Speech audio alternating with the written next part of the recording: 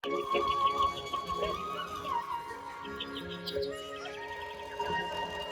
दुष्ट कालयवनाची वक्रदृष्टी महाराष्ट्रावर. महाराष्ट्र परकीय स्वाऱ्यांच्या टाचेखाली मरडला जातो.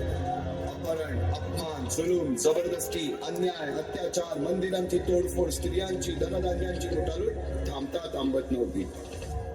जेव्हा आपल्याच घरात गोठ्यातली गाय आणि घरातील माय सुरक्षित होते, तेव्हा घरातलाच अंधकार मनात घर करून बसतो.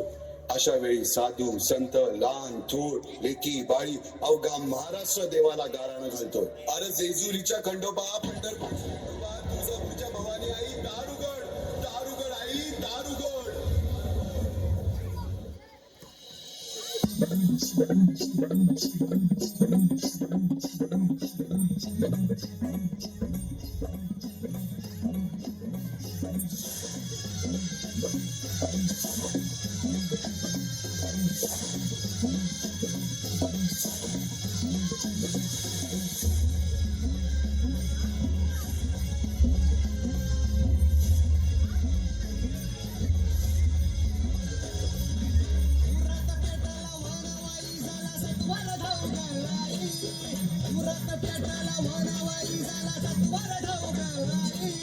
वाऱ्याच्या यगानं धावत आले दाराशी वादळाई, वाऱ्याच्या यगानं धावत आले दाराशी वादळाई.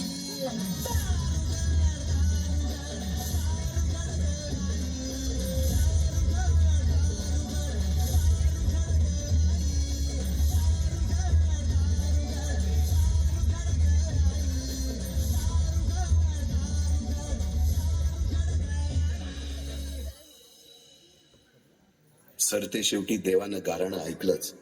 शालिवन शके 1551 शुक्ल नाम संवत्सर उत्तरायण शिशिर ऋतू फाल्गुन मध्य तृतीयेला सायंकाळी शुभ लग्न उदित असता कलियुगातील नरसिंहाचा, ग्रहमंडलातील सूर्याचा, नक्षत्रातील ध्रुवाचा, या समछत्रपती शिवरायांचा शिवनेरीवर जन्म झाला.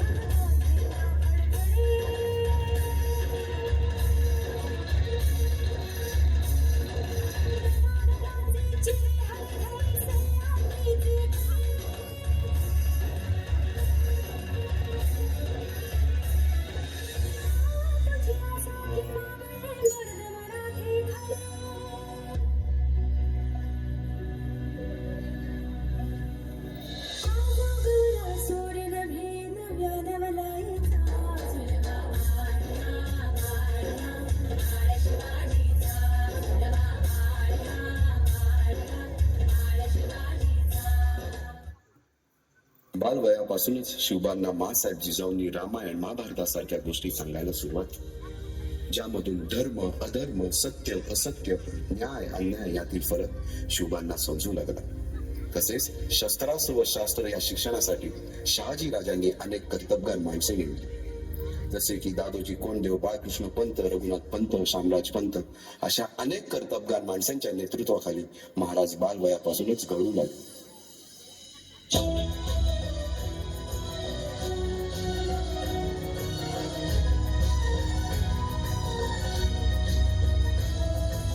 तूच अर्जुन तूच केशव तू तुझा हो सारथी, तूच अर्जुन तूच केशव तू तुझा हो सारथी करुणी मार्गनी मावर दे भूमीस आहुती करुणी मार्गनी मावर दे भूमीस आहुती तूच अर्जुन तूच केशव तू तुझा हो सारथी करुणी मार्गनी मावर दे भूमीस आहुती.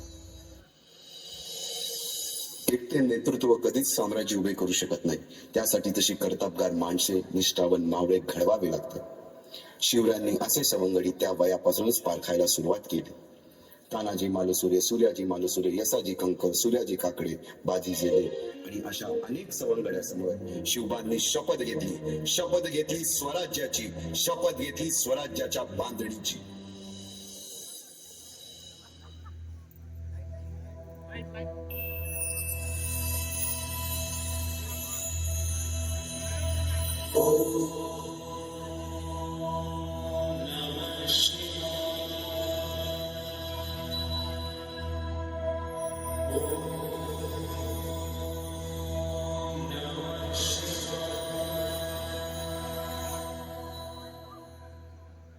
आम्ही मराठे यवनांची पीडा नष्ट करण्यासाठी हिंदवी स्वराज्य स्थापन करीत आहोत. यवनांची पीडा नष्ट करण्यासाठी हिंदवी स्वराज्य स्थापन करीत आहोत. राष्ट्रभावनेने संघटन करून राष्ट्रभावनेने संघटन करून देशावरील परकीयांचे आक्रमण नष्ट करीत आहोत. देशावरील परकीयांचे आक्रमण नष्ट करीत आहोत. स्वकीय व परकीय शत्रूंचे उच्चाटन करण्यासाठी स्वकीय व परकीय शत्रूंचे उच्चाटन करण्यासाठी स्वराज्य स्थापन करीत आहोत.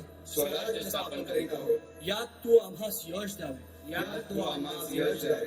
हे राज्य व्हावे हे राज्य व्हावे ही तर श्रींची इच्छा. ही तर श्रींची इच्छा. रायरेश्वरासमोर शपथ घेतली आणि स्वराज्याची गोडदोड सुरू झाली.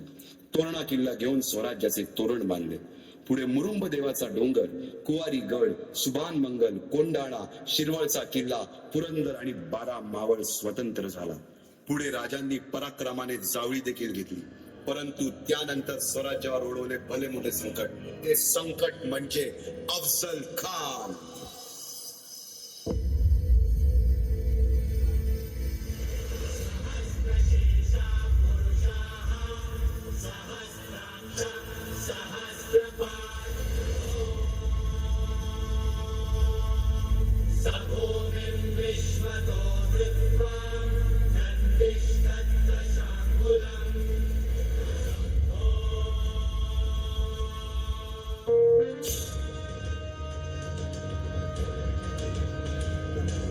महाराजांची, शिवाजी महाराजांची कीर्ती बेफाम होती.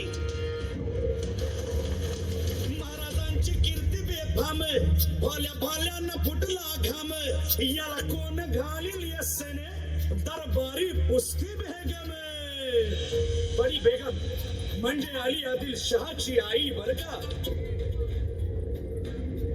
नजरेत तिच्या अंगार दरबार झाला गपगार. कुणी घेईना पुढाकार, साऱ्यांनीच मानली हार. इतक्यात अचानक एक सरदार उठला, बोलला, हम लाएंगे शिवाजी को. हम त्यानं विडा उचलला. नवतेचं अफजल खान, नवतेचं अफजल खान, जिता जागता जणू सहिताने. कान बोलला छाती ठोकून, शिवबाला टाकतो चिरडून.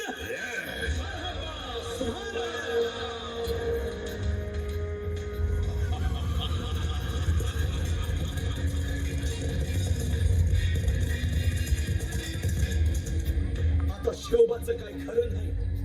इकडं निजाम, तिकडं मोगल, पलीकडं इंग्रज. जो तो हेच बोलू लागला. महाराज, आपला जीव मोलाचा आहे. खानाचं सैन्य अफाट आहे. त्याच्या समोर आपला टिकाव लागणं अवघड आहे. काही दिवसांसाठी आपण कुठेतरी अज्ञातस्थळी निघून जाऊ. काय म्हणाले रायबा? मासाहेब, आम्हाला आमच्या जीवाची पर्वा नाही. राजांचा जीव वाचणं गरजेचं आहे. रायबा, शिवबा केवळ आमचा पुत्र नाही, तर अवघ्या मराठी जनांचा स्वाभिमान आहे. या मातेने आपला पुत्र गमावला तरी बेहत्तर, परंतु भ्याडपणे पळून जाऊन या मराठी मुलखाचा स्वाभिमान गमावता कामा नये. अशा वाघिणीचा बाळासाहेब आपला पुत्र आणि मराठी मुलकाचा स्वाभिमान विजयी टिळा लावूनच परततील. वाघिणीचा त्यो छावा, गनिमाला कसा ठेचावा, डोक्यात नेहमी कावा, भेटीचा धाडा सांगावा. कानाच्या भेटीसाठी महाराजांना एक शानदार शामियाना उभारला होता आणि अशा या शामियान्यात कान ठेवून सय्यद बंडा त्याच्या संगतीवा, सय्यद बंडा त्याच्या संगतीवा, शिवबाच्या संगती महारा. राजाला पाहून खान म्हणतो कसा, आओ आओ शिवाजी, आओ हमारे गले लग जाओ. खानानं राजाला आलिंगन दिलं आणि दगा केला. अभिमान मान्याला, अभिमान मान्याला, कट्यारीचा वार त्यानं केला, कट्यारीचा वार त्यानं केला. खरं खरं आवाज झाला, खरं खरं आवाज झाला. चिलखत होताय अंगाला, चिलखत होताय अंगाला. खानाचा वार फुका गेला. खान यडबाडला. इतक्यात महाराजानं पोटामंदी पिचवाट केलेला, पोटामंदी पिचवाट केलेला. वाघेनं खाचा मारा केला, वाघेनं खाचा मारा केला. टरा पडलं पोटाला, टरा गेला खानाचा कोटला. भाई रे आलाजी, भाई रे आलाजी, भाई रे आलाजी.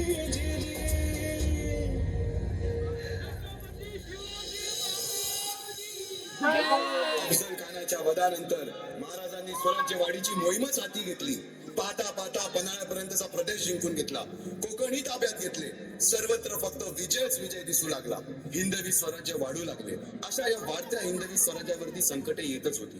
पुढे स्वराज्यावर संकट आले ते म्हणजे सिद्धीचे, सिद्धी जोहरचे. सिद्धीने सुमारे 4 महिन्यापेक्षा जास्त पन्हाळ्याला वेढा घातला. या वेड्यातून महाराजांना सुटकेसाठी बाजीप्रभू देशपांडे, शिवा काशीद व अनेक बांधवांनी पराक्रमाची शिकस्त दिली.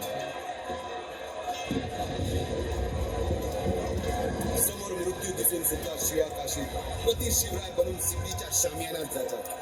काय म्हणावे त्या धैर्याला. पावनखिंडीत 3000 गनिमांची अवघ्या 300 मावळ्यांना घेऊन गोडकिंड आणून धरली आणि बाजीप्रभूंनी राजांना पुढे जाण्यास सांगितले. काय म्हणावे त्या शौर्याला. राजे लाख मेले तरी चालतील, परंतु लाखांचा पोशिंदा हा जगलाच पाहिजे. जा राजे जा, फक्त एक करा. विशालगडावर पोहोचल्यावर तोफेचे 5 बार द्या. तोपर्यंत हा बाजी या खिंडीतच गनिम रोखून ठेवतो.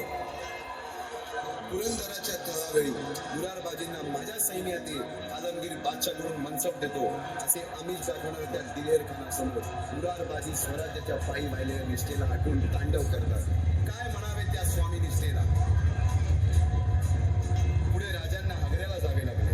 तेथील औरंग्याच्या मगरमिठीतून निष्ठून आल्यावर तहात दिलेल्या किल्ल्यापैकी जेव्हा कोंढाणा घेण्याची वेळ आली तेव्हा स्वतःच्या मुलाचे लग्न बाजूला ठेवून सुभेदार तानाजी मालुसरे पुढे आले. काय म्हणावे त्या त्यागाला. ही मोहीम मॅच फक्त करणार. आधी लगीन कोंढाण्याचं, मग माझ्या रायबाचं.